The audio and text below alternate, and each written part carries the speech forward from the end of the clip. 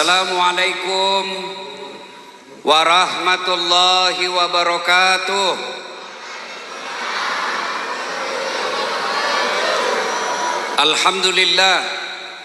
Alhamdulillahi rabbil alamin. Wa bihi nasta'inu ala umurid dunya waddin. Ashhadu an la ilaha illallah wa ashhadu anna Muhammadan abduhu wa rasuluh. Allahumma salli ala Sayyidina Muhammad wa ala alihi wa sahbihi ajma'in. Amma ba'd. Faqad qala Allah subhanahu wa ta'ala fi kitabil karim. Bismillahirrahmanirrahim. Ya ayyuhalladzina amanu dukhulu fis silmi kafatan wa la tattabi'u khutuwatis syaitan innahu lakum aduwwum mubin. Wahai orang-orang yang beriman, masuklah engkau ke dalam Islam secara sempurna, bukan Islam pencitraan, bukan Islam gimik-gimik, bukan Islam pilcaleg. Ibu, Bu, masih ingat mukanya itu caleg dulu? Masih ingat? Ada yang datang? Ada? Ada Pak Sudian Nur, ya kan? Banyak kan caleg setelah gagal tidak mau lagi datang. Dia datang hanya karena mau dicoblos. Sudah terpilih dia ganti nomor HP-nya. Jangan Islam tipu-tipu seperti itu, kata Allah.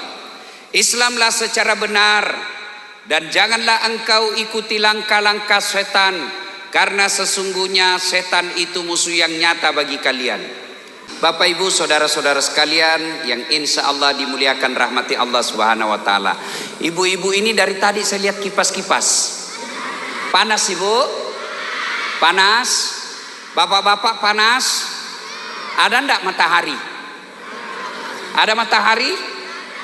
Ketahuilah Bu, dalam kitab Durratun Nasihin dijelaskan oleh Nabi, nanti kita dikumpulkan juga di sebuah padang namanya padang mahsyar. Begini, tapi ini cuma orang tanah bumbu. Padang mahsyar nanti Bu, dari Adam sampai kiamat manusia, mulai dari orang Jawa, orang Sunda, orang Perancis, orang bule, orang Aring, semua dikumpul dari Adam sampai kiamat. Bayangkan berapa triliun manusia waktu itu dikumpul kita di satu tempat namanya padang mahsyar.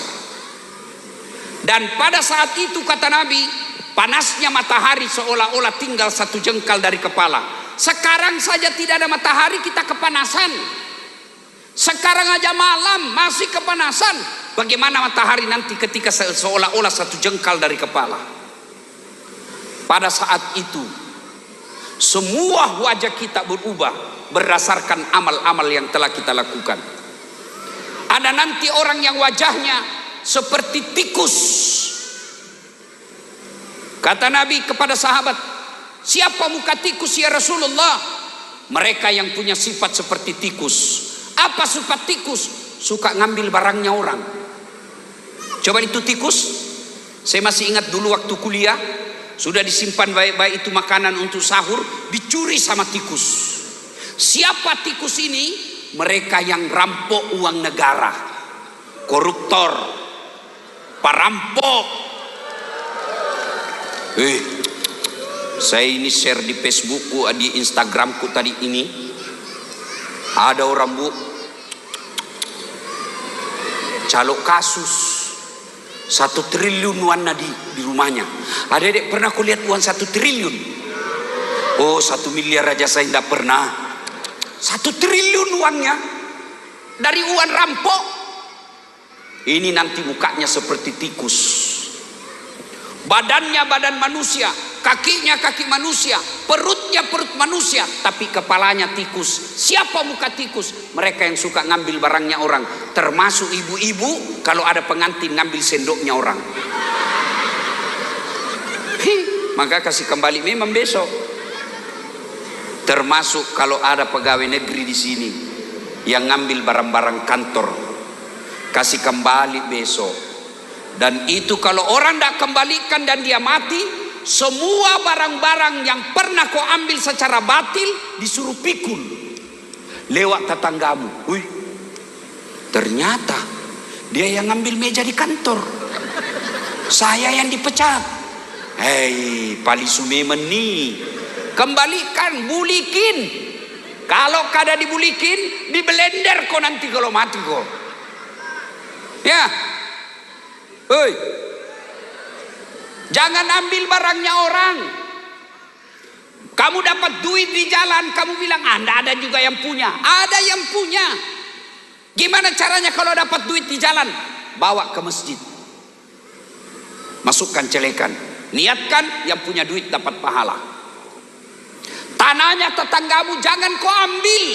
1 jengkal tanah tetangga kau ambil, 7 petaka langit nanti disuruh kau pikul. Adek-adek, jangan kau ambil HP-nya temanmu. Bagaimana kalau ceweknya teman dia, Ustaz? Itu lebih jahat lagi kamu. 1, apalagi Nabi melihat ada pula manusia yang mukanya seperti anjing. Siapa muka anjing ya Rasulullah? Kata Nabi, mereka yang disogok dan menyogok. Wane piro, hati-hati. Nabi bilang bukan serangan fajar ini, Ustaz, ini sedekah subuh. Hati-hati, Bu. Mau ndak batu licin makmur? Mau ndak batu licin baik? Mau ndak anak-anak batu licin bisa jadi tentara, jadi polisi, jadi ASN? Mau? Mulai sekarang jangan kau jauh sogok kalau mau kau jadi pejabat. Mau jadi polisi, jangan nyogok. Mau jadi tentara, jangan nyogok. ASN, jangan nyogok. Lebih kau berdoa kepada Allah. Apalagi kata Nabi, ada lagi nanti yang mukanya seperti apa Ustaz? Ya Rasul, muka apa? Muka kuda. Badannya badan manusia, tapi mukanya kuda. Siapa muka kuda ya Rasul? Mereka kalau berjamaah selalu mendahului imam. Imam belum ruku, dia sudah ruku. Imam baru mau naik, dia sudah naik.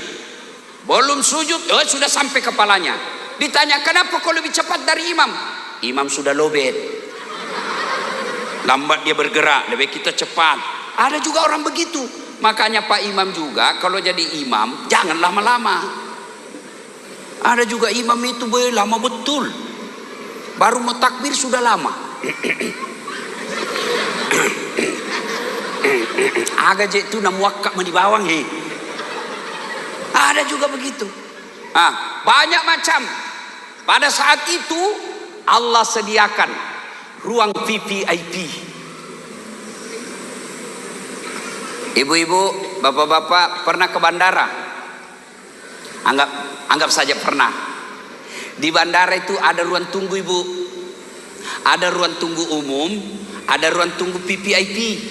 Yang umum itu orang yang ada di dalam bercampur antara bau matahari dengan parfum palsu. Nah, itu dia umum. Kalau yang di VVIP orang-orang kaya, dilayani oleh perempuan cantik-cantik. Ustadz mau minum apa? Mau minum kopi deh.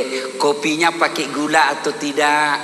Pakai gula. Gulanya rendah kalori atau tidak? Banyak sekali pertanyaannya. Saya bilang terserah kau deh, bikin repot. Tuh, ruang VVIP. Nah, orang di Padang Mahsyar hampir semuanya gelisah. Dia dilindungi sambil menunggu namanya disebut, karena kita akan dipanggil satu demi satu. Satu demi satu kita dipanggil. Siapa dulu yang dipanggil? Apa mereka yang duluan meninggal? Tidak. Siapa? Nama-nama Islam dulu. Abdurrahman, Abdul Jabbar. Bayangkan bapak-bapak, masih ingat waktu pil caleg kemarin? Pilpres? Kita kan cuma 300 orang toh, 1 TPS, kita ngantri sampai tengah hari. Padahal itu ada tendanya, kadang-kala ada musik dandutannya, ada konsumsinya. Kalau ada yang salib kita marah, kenapa kau dahului saya, kau baru masuk. Di Padang Mahsyar nanti dipanggil satu-satu. Abdul Jabbar, Abdurrahman, Mutmainnah, Das'at Latif. Itu dulu panggil dulu. Itulah sebabnya ibu-ibu, wajib ibu, salah satu kewajibannya memberikan nama-nama yang baik.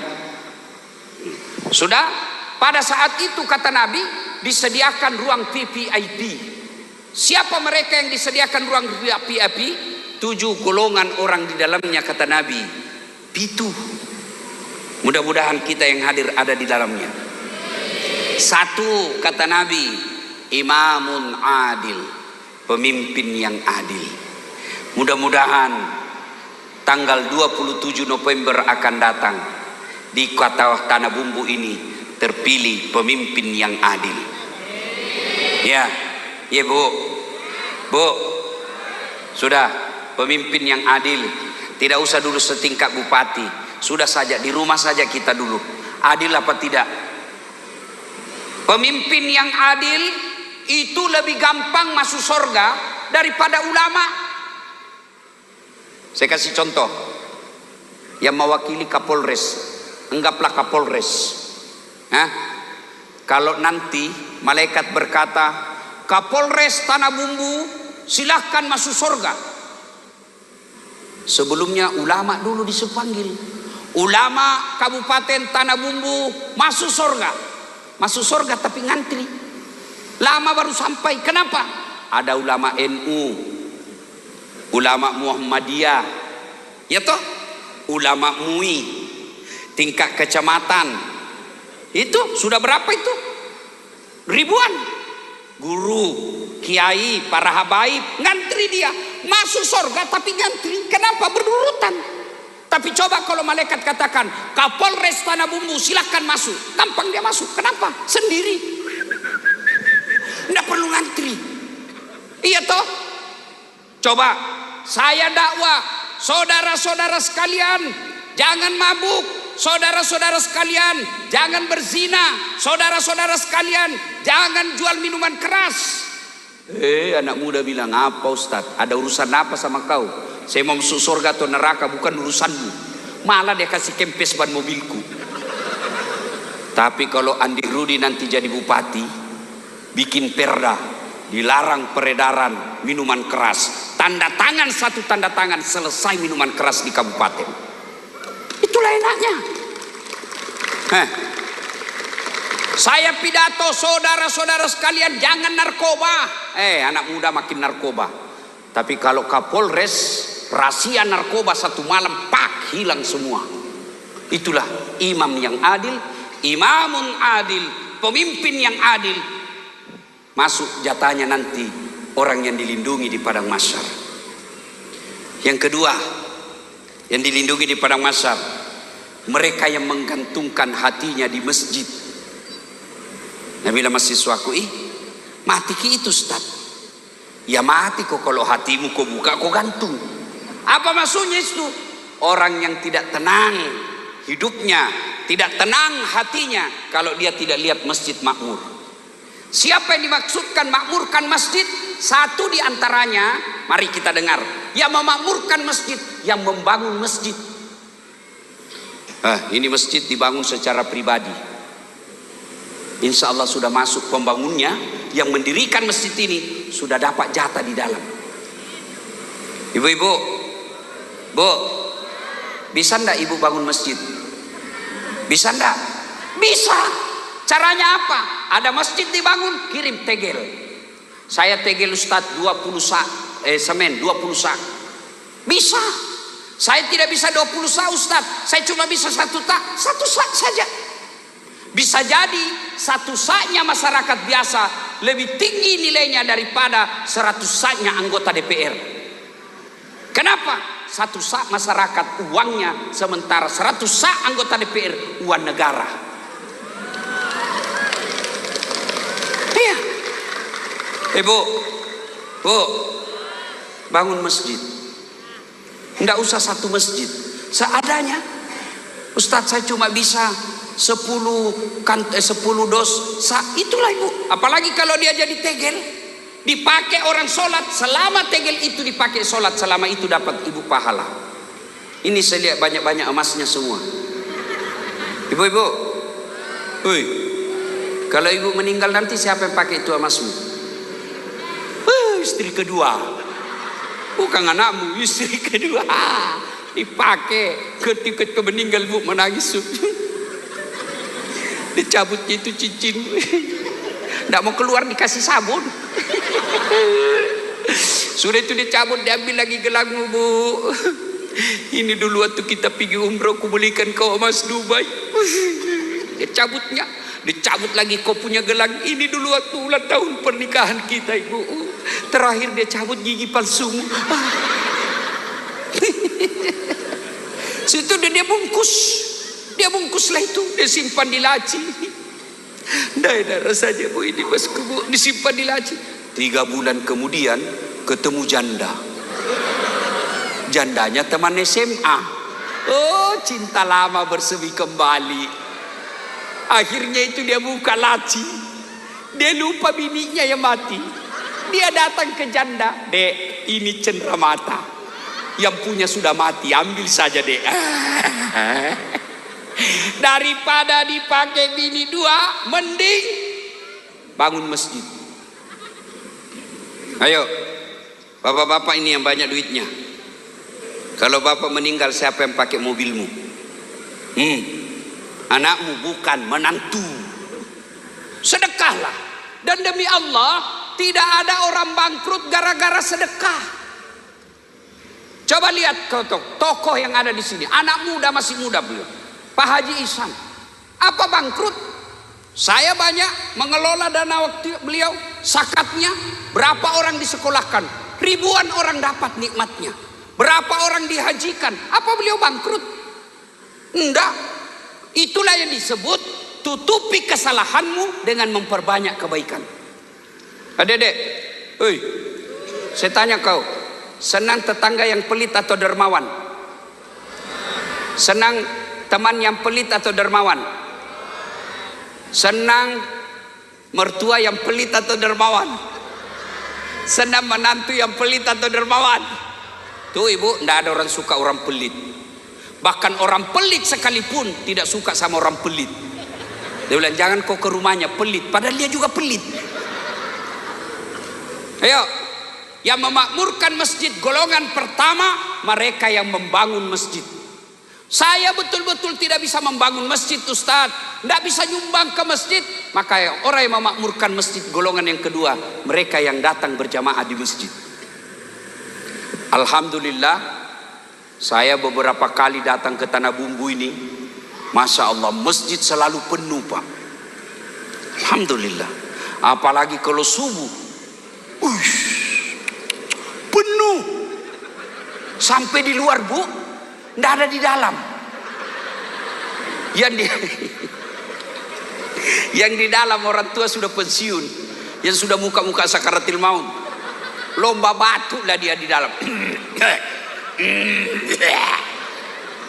Anak muda kan ada di dalam.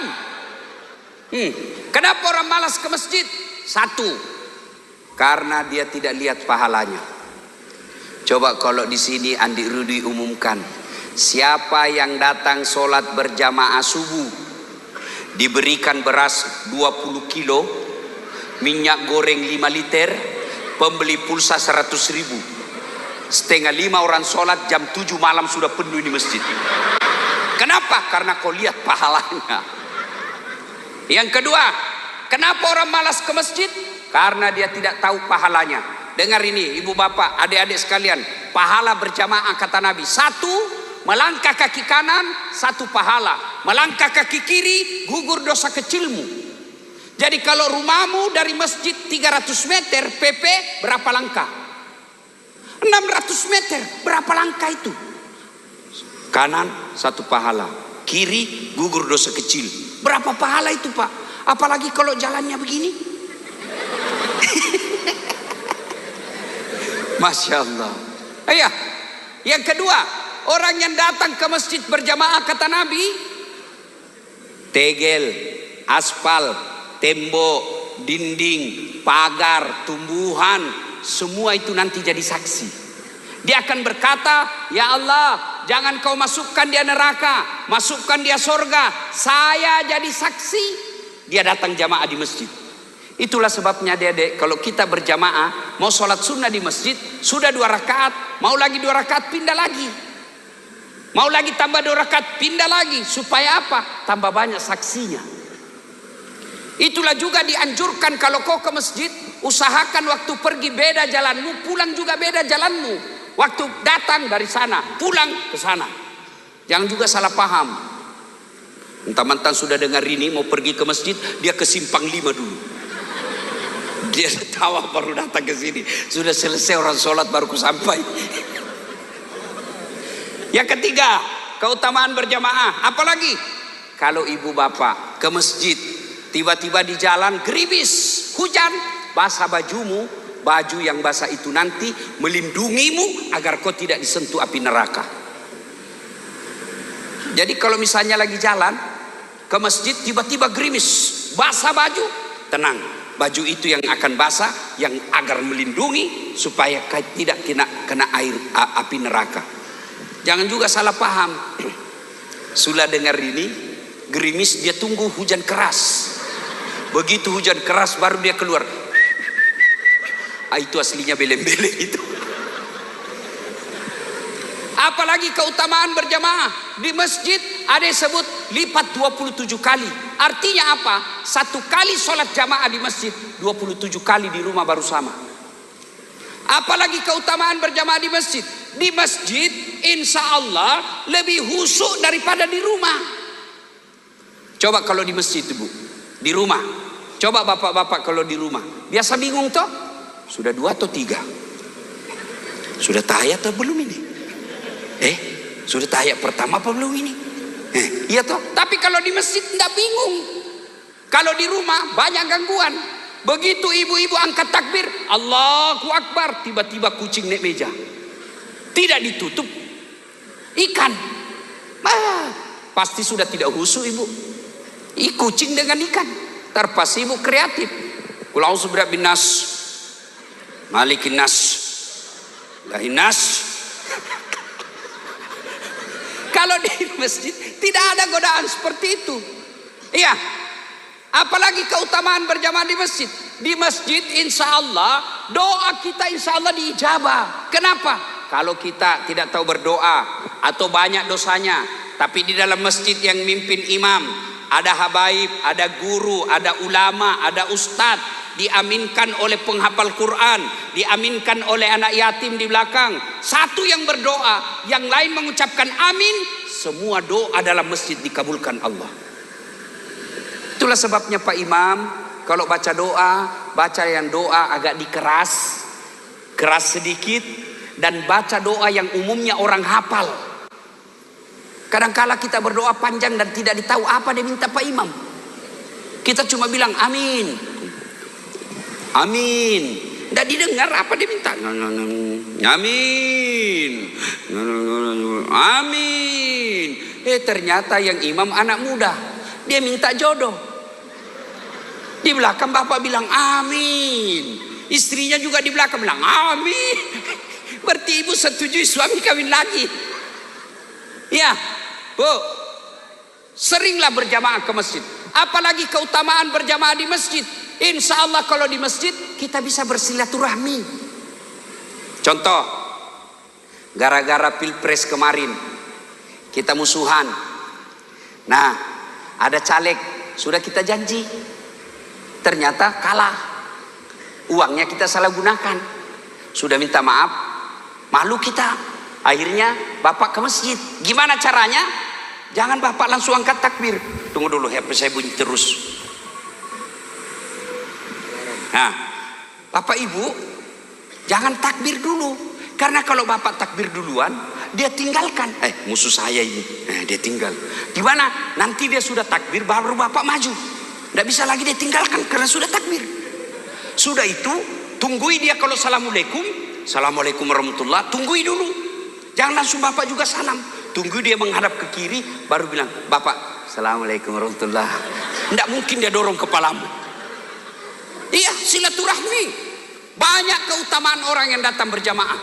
Belum lagi segi kesehatan. Itu menurut kesehatan jantung, dokter menganjurkan minimal 1000 langkah dalam sehari. 1000. langkah dalam sehari. Kalau bapak tetangga dari masjid 200 meter, PP 400 kali 5 kali sudah lebih 1000. Itu keutamaan dunia. Maka datang berjamaah. Yang ketiga, penyebab datangnya orang malas ke masjid.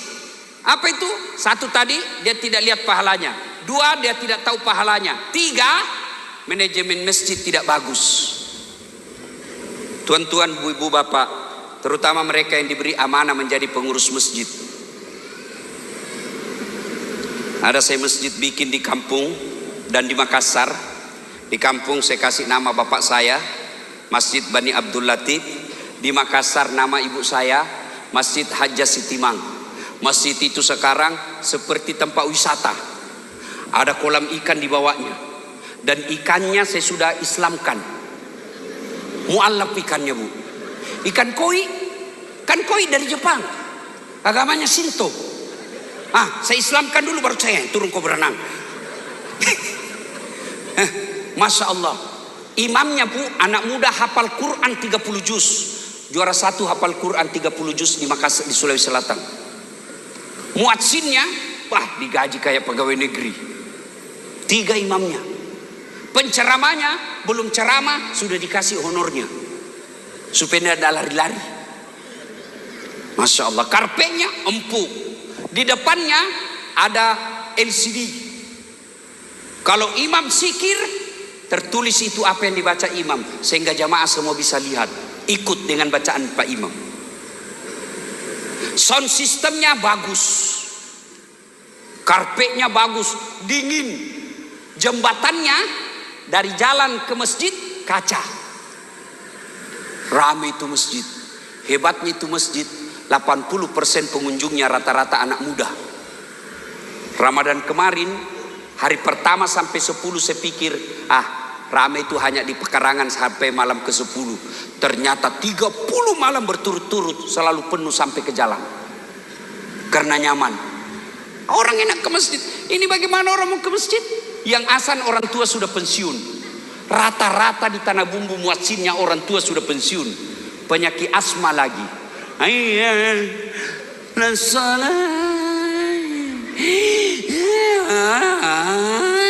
Dia bilang anak muda itu lagi yang ngasan itu bikin jengkel. Iya toh, Masya Allah. Karpetnya sudut 7 kali lebaran tidak pernah diganti. Begitu kita mau sujud banyak pasir. Masih baik kalau pasir. Semut di mana sudah disimpan kepala ini. Bau cicak lagi. Penceramanya mulai salam pertama sampai terakhir neraka aja terus dicerita. Kau bakal ditusuk pantatmu linggis, keluar di mulutmu, dipotong lidahmu, tumbuk matamu. Dengan anak muda dede, tidak usah mesti bikin takut-takut saya itu Pak Ustaz. Iya. Dapat lagi Pak Imam, Allah Karim. Imamnya dia suka ganti-ganti. Nabi bilang kalau kau jadi imam, ringkaskan bacaanmu. Ini jadi imam lampe pagah. Nah saya tomato ay kasih. Padahal Nabi bilang, itu bukan saya bilang. Nabi, kalau kau jadi imam, ringkaskan bacaanmu.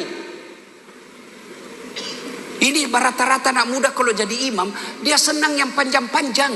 Kau siksa orang tua. Yang remati kasihan di belakang. Allahu Akbar. Jatuh kepalanya. Belum selesai masih doanya. Mau jalan. Nah kasih naik lagi kepalanya kasihan. Belum selesai jatuh lagi kembali. Batena na sesa tomatoi kasih. Dek pana cau. Itu Nabi bilang. Yang kedua kata Nabi, baca yang umumnya orang hafal. Kenapa diperintah umumnya orang hafal? Satu. Supaya kita bisa husu ikut.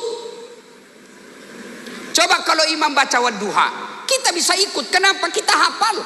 Coba kalau imam baca kul huwallahu ahad, anak-anak ikut. Kul huwallahu ahad, Allahu samad, lam yalid. Dia hafal. Begitu imam membaca Al-Anfal ayat 5 sampai 63. Wah, imam husuk dengan bacaannya, kita husuk dengan hayalan. Kita mau ikut, tidak dihafal, Kita mau ruku, belum selesai, terpaksa kita baca keadaan keuangan masjid.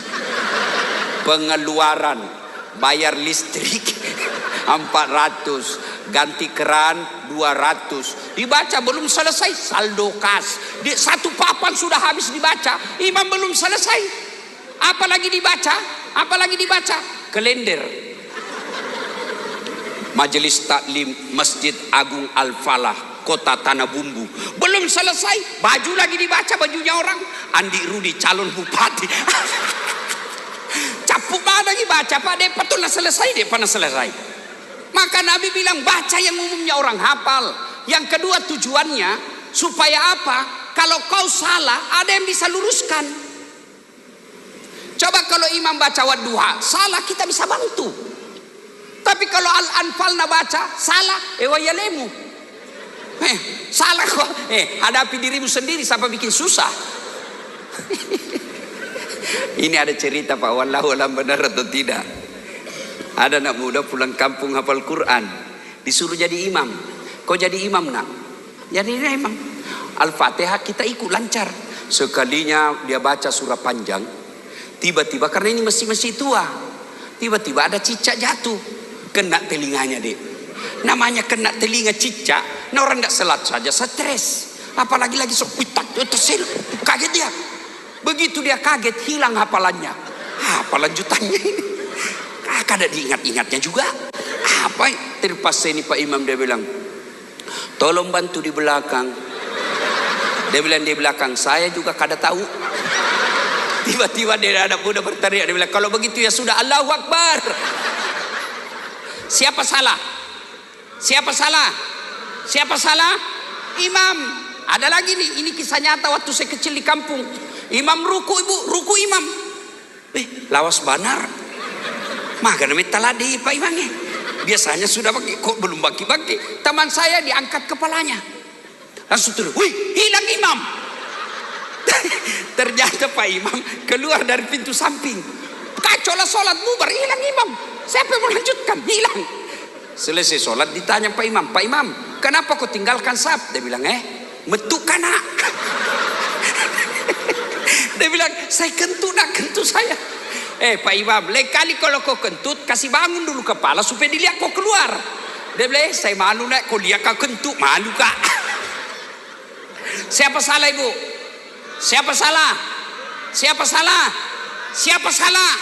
Imam. Itulah sebabnya dalam fikih sholat jamaah tidak boleh orang sembarang jadi imam. Kenapa? Kalau salah imammu, buyar kau punya pasukan. Salah imammu, kacau kau punya saf. Maka dalam Islam, siapa saja boleh jadi makmum. Mulai orang pintar sampai orang bodoh boleh jadi makmum. Mulai orang gila sampai orang sadar boleh jadi makmum. Mulai dari orang pejabat sampai rakyat biasa boleh jadi makmum. Tapi imam tidak boleh sembarang. Kenapa? Kacau. 27 November Tanah Bumbu milih imam. Hati-hati milih imam. Syukurnya di sini hanya satu yang bisa dipilih. Maka Pak Andi Rudi, saya doakan Bapak adil dalam memimpin. Bapak tadi sudah mengaku sekampung, jangan kasih malu kita sekampung bos. Sama-sama lagi latih.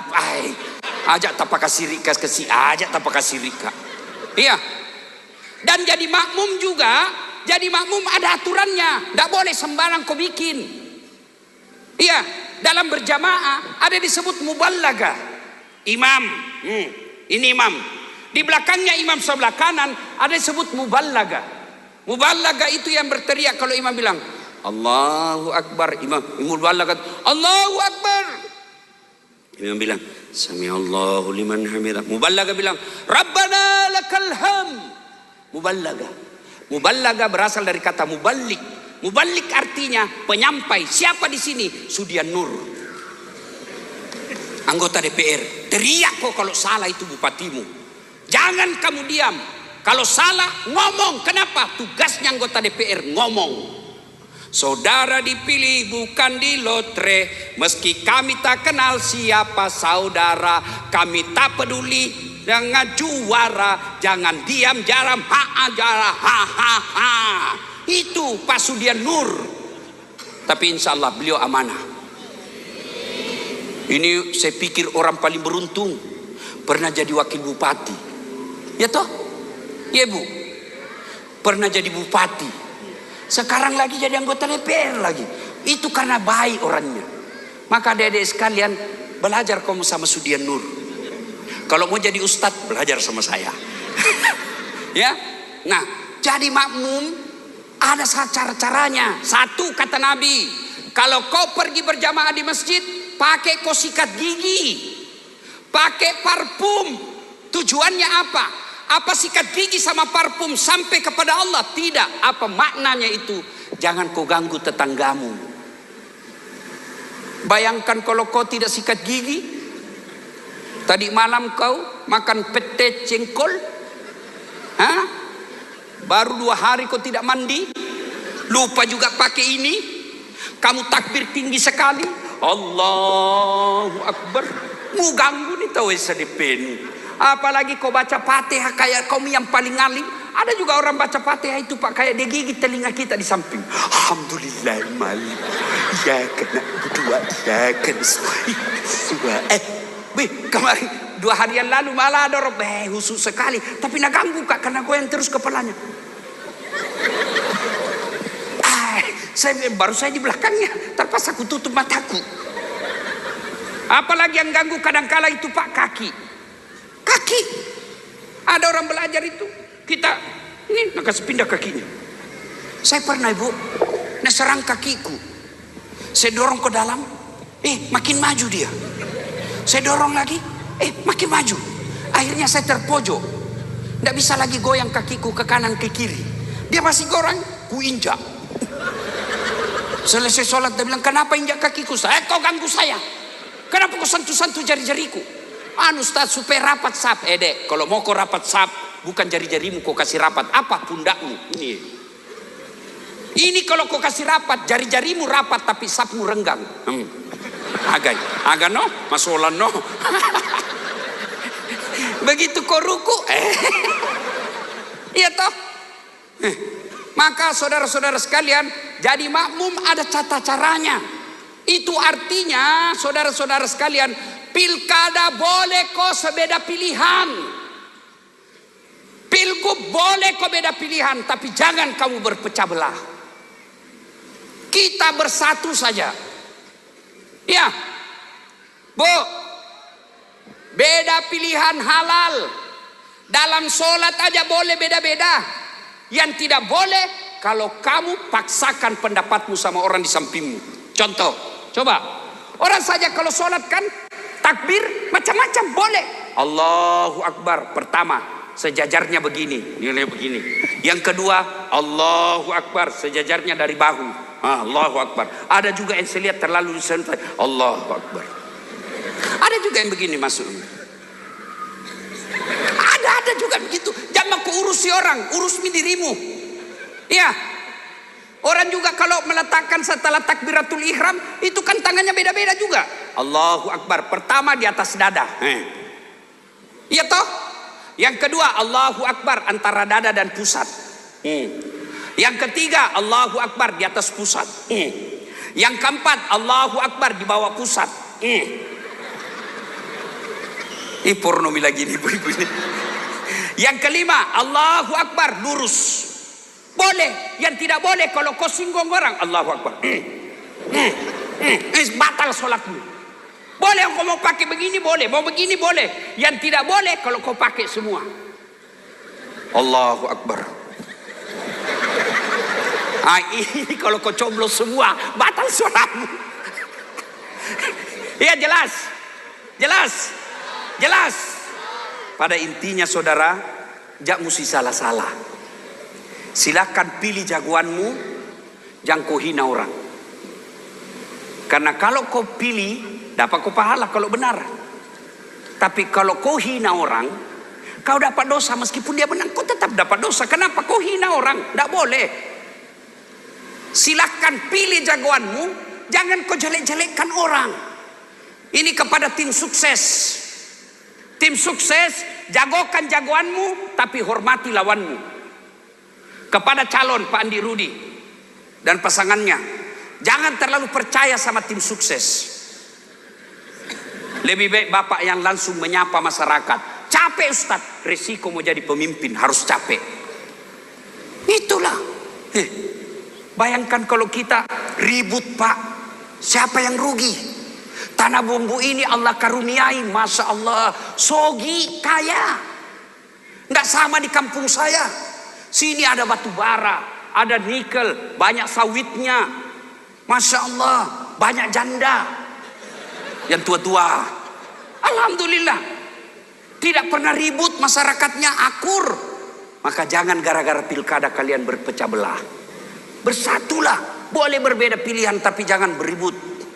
Bayangkan kalau kita tidak bersatu, jangankan itu, sholat aja kalau kita tidak bersatu pak, kacau sholat.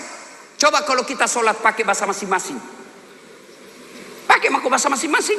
Yang jadi imam keturunan Arab, dia takbir pakai bahasa Arab, Allahu Akbar. Datang makmum Bubuhan Banjar, Allah ganal bujur. Datang orang Kutai, dia takbir pasak pakat Kutai, Allah pore beneh. Orang Padang, penjual nasi Padang, dia takbir pakai bahasa Padang, Allah nan gadang. Datang orang Bugis, dia takbir pakai bahasa Bugis, Pungalau Ta'ala malopo. Terakhir Bubuhan kita dari Jakarta, dia takbir pakai bahasa Betawi, Allah gede banget gitu loh. Itu baru lima bahasa. Itulah sebabnya saudara-saudara sekalian, pilkada boleh beda pilihan tapi tetap kita bersatu.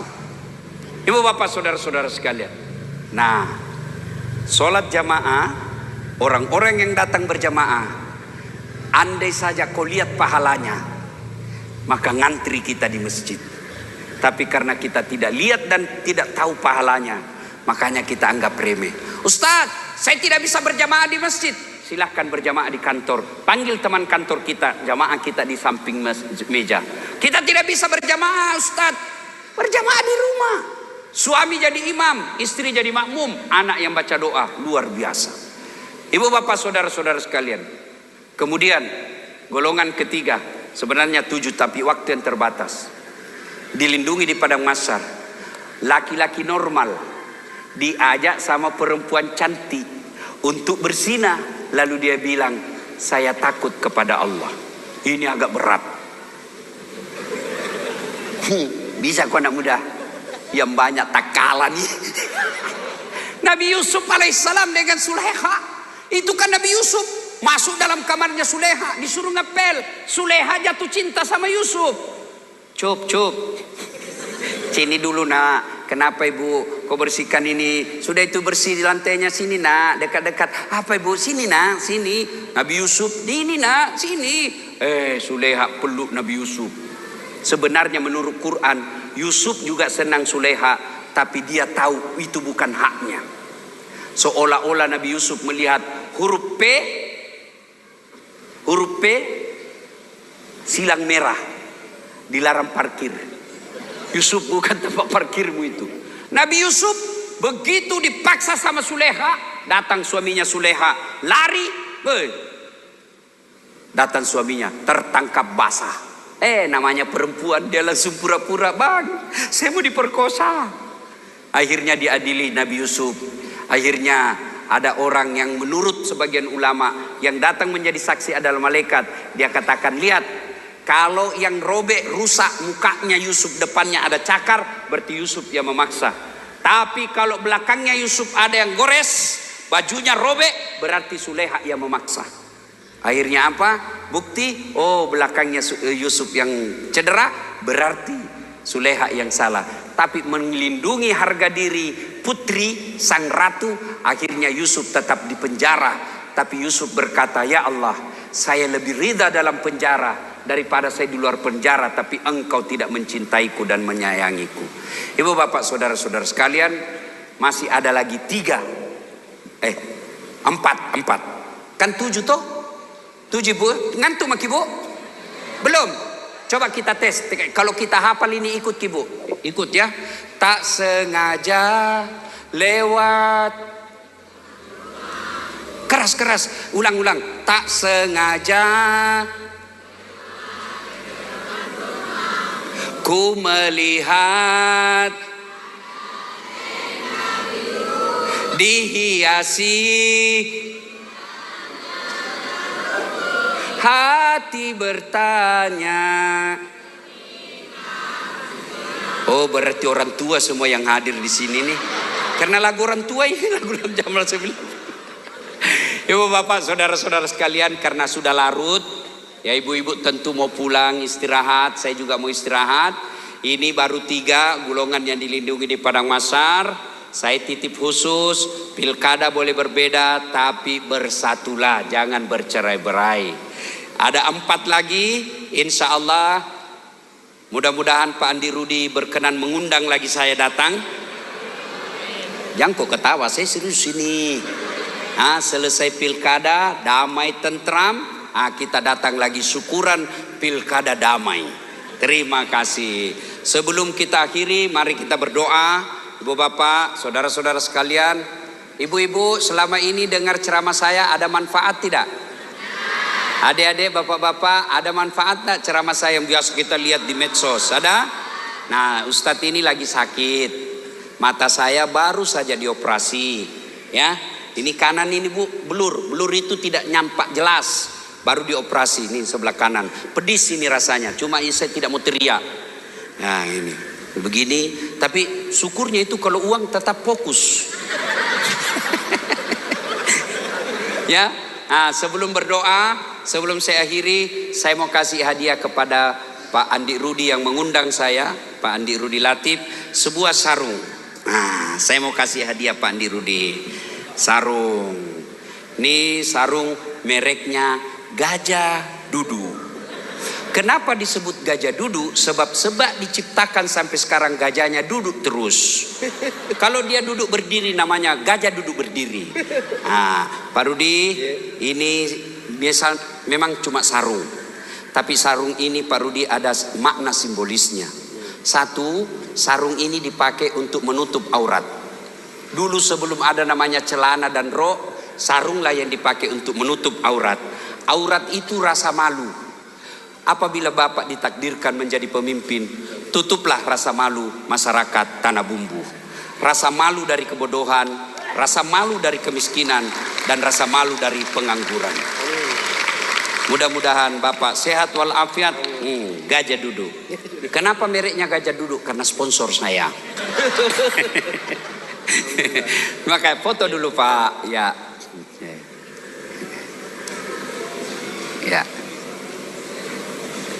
Terima kasih. Sebagai informasi tambahan, Gajah Duduk sudah ada juga baju kokonya, ada juga kudungnya. Jangan ketawa ibu, saya serius ini. Sekeknya ini, kok mau kau beli-beli? Tidak. Tapi izinkan saya sedikit promosi, kasihan. Dan kalau ada untungnya Ustadz itu kasihan, semuanya kembali ke umat. Kembali ke umat. Alhamdulillah sudah berapa kita sekolahkan anak yatim piatu, fakir miskin kita bantu tiap bulan. Jadi kalau bapak ibu nyumbang, ngundang saya ceramah, ceramahnya bukan salah kasih, bukan susunan acara, itu insya Allah kembali ke umat. Mari kita berdoa, mohon berkenan mengirimkan suratul Fatihah kepada Rasulullah Muhammad SAW. Khasiat dan keutamannya kita ikhlaskan untuk kesembuhan Ustadz Das'at Latif. Al-Fatihah. Bismillahirrahmanirrahim. Alhamdulillahi rabbil alamin arrahmanir rahim maliki yaumiddin. Iyyaka na'budu wa iyyaka nasta'in. Ihdinas siratal mustaqim. Siratal ladzina an'amta 'alaihim ghairil maghdubi 'alaihim waladdallin. Amin. A'udzu billahi minasyaitonir rajim. Bismillahirrahmanirrahim. Allahumma shalli ala sayidina Muhammad wa ala ali sayidina Muhammad. Allahumma ghfir lil mu'minina wal mu'minat wal muslimina wal muslimat al akhya'i minhum wal amwat innaka sami'un qaribun mujibud da'wat wa qadiyal hajat. Ya Allah, saat tempat kami menyembah dan mohon bantuan dan pertolongan, tempat kami mengharap kepadamu ya Allah, dengarkan dan kabulkan doa kami. Kabulkan hajat-hajat besar bagi orang-orang yang hadir di tempat ini. Tentu mereka punya hajat yang berbeda-beda. Kabulkanlah hajat mereka ya Allah. Bahagiakanlah mereka ya Allah. Ya Allah, Zat yang maha membalas, balaslah segala kebaikan orang-orang yang telah mewakafkan waktu, harta dan ilmunya untuk acara ini. Angkat harkat dan martabatnya, wujudkan cita-citanya, bahagiakan keluarganya, dan jika kelak menghadap kepadamu, hadapkan dalam iman dan Islam. Rabbana atina fid dunya hasanah wa fil akhirati hasanah wa qina adzabannar. Subhana rabbika rabbil izzati amma yasifun wa salamun alal mursalin walhamdulillahi rabbil alamin. Terima kasih, mudah-mudahan ada manfaat. Lebih dan kurangnya mohon dimaafkan. Usikum wa nafsi bitaqwallah fastabiqul khairat. Assalamualaikum warahmatullahi wabarakatuh. Waalaikumsalam warahmatullahi